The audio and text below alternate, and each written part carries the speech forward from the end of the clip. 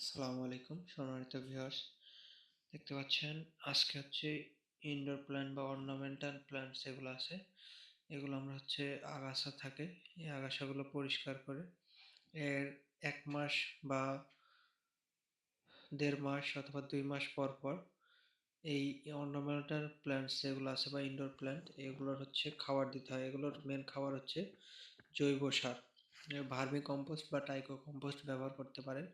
তবে এগুলোতে সবচেয়ে বেশি ভালো হয় যদি আমরা কোকোপিটে চারাটা তৈরি করতে পারি।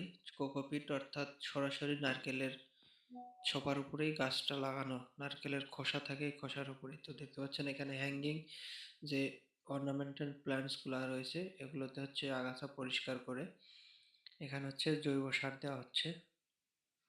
তো এইভাবে দিলে কিন্তু আপনার গাছটি সতেজ এবং সুন্দর থাকবে।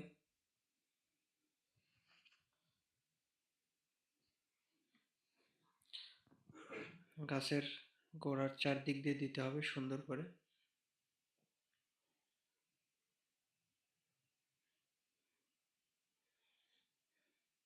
বিশেষ করে এইগুলা গাছ ইনডোর হিসেবে রাখার সুবিধা হচ্ছে এগুলোতে পানি খুব কম লাগে।